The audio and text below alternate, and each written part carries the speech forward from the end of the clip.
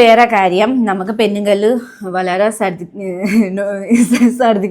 ഛർദിക്കുന്നില്ല important കൊടുക്കുന്നു. ചില വാക്കുകൾ പറയാൻ പാടില്ല. പെണ്ണുങ്ങൾ മെയിൻ നമുക്ക് പെണ്ണുങ്ങൾ ഇമ്പോർട്ടൻ്റ് കൊടുക്കണം. നമുക്ക് ഒരു മാരേജ് ചെയ്ത് കഴിഞ്ഞിട്ട് ഹസ്ബൻഡ്ക്ക് ഇങ്ങനെ ഇമ്പോർട്ടൻസ് കൊടുക്കണം. ഹസ്ബൻഡ് രാവിലെ ജോലിക്ക് പോകും, വൈകിട്ട് വരും, എന്തെങ്കിലും പ്രശ്നങ്ങളും ഉണ്ടാവുമല്ലോ ലൈഫിൽ. പിന്നെ ജോലി സമയത്ത് എന്താ കുറേ പ്രശ്നങ്ങളും ഉണ്ടാവും, വീട്ടിലും കുറേ പ്രശ്നങ്ങളും ഉണ്ടാവും. ആ സമയത്ത് ഫുൾ ടൈം നമുക്ക് ഹസ്ബൻഡ്ക്ക് ഇത് എന്താ പറയും, കൂടുതൽ ടെൻഷൻ കൊടുക്കണ്ട, ടോർച്ചർ ചെയ്യണ്ട, കൂടുതൽ ടെൻഷൻ കൊടുക്കണ്ട. കാരണം ആ ഹസ്ബൻഡും ഉണ്ടാവുമല്ലോ നമുക്ക് ലൈഫ് ഫ്യൂച്ചർ ഫുൾ കാണണം. നമുക്ക് ഹസ്ബൻഡ്മാർക്ക് ഓൾറെഡി ടെൻഷൻ ഉണ്ടാവും.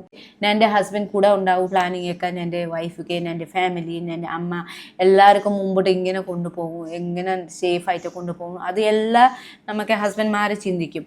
പിന്നെ ഒരു കാര്യം നമുക്ക് മാക്സിമം ഹസ്ബൻഡ്ക്ക് നമുക്ക് എന്താ പറയും, അത് ഇങ്ങനെ ചെയ്തോ അങ്ങനെ ചെയ്തോ. നമുക്ക് സ്വാഭാവികമായിട്ട് വീട്ടിലും വരുമ്പോഴും അമ്മായി ഫൈറ്റ് ഉണ്ടാക്കുമ്പോൾ നമുക്ക് അത് മാക്സിമം സ്വന്തം നിങ്ങൾ രണ്ടുപേര് തീർക്കാൻ ശ്രമിക്കാം. അത് കുഞ്ഞു വിഷയം നമുക്ക് വലിയ ആയിട്ട കാര്യം എടുക്കണ്ട. അത് നമുക്ക് മാക്സിമം പറ്റുന്ന തീർക്കുന്നു ചെയ്യാം. കാരണം ഹസ്ബൻഡ് ഡ്യൂട്ടിയിൽ വരുമ്പോൾ രാവിലെ പോവും, ഡ്യൂട്ടിയിൽ രാത്രിക്ക് വരും. ആ സമയത്ത് പാവം ഹസ്ബൻഡ്മാർക്കും റെസ്റ്റ് വേണമല്ലേ, ഫുൾ ടൈം ജോലി ഉണ്ടോ. പിന്നെ വീട്ടിൽ വരുമ്പോൾ ഹസ്ബൻഡ്മാർക്ക് സമാധാനം കിട്ടും. പക്ഷെ ആ സമയത്ത് നമുക്ക് വീട്ടിക്ക് പ്രശ്നം എല്ലാ ഹസ്ബൻഡ്ക്ക് തലയിൽ കയറ്റുമ്പോൾ ഹസ്ബൻഡ്ക്ക് എന്താ വരും, ഹസ്ബൻഡ്ക്ക് കൂടുതൽ പ്രശ്നങ്ങൾ വരൂലേ.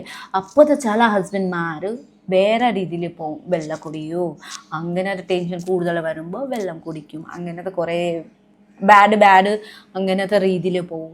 പക്ഷേ ഞാൻ പറയും മാക്സിമം നമുക്ക് എല്ലാവരും ഹസ്ബൻഡ് വൈഫ് അമ്മായി പെണ്ണുങ്ങൾ അങ്ങനെ മാത്രമല്ല, നമുക്ക് എല്ലാ ഫാമിലിമാർക്കും ഞാൻ പറയുന്നുണ്ടോ മാക്സിമം നമുക്ക് എല്ലാ കാര്യങ്ങളും അഡ്ജസ്റ്റ് ചെയ്യാം. പിന്നെ എന്തെങ്കിലും വിഷയം ഉണ്ടെങ്കിൽ നമുക്ക് സംസാരിച്ച് തീർക്കാം.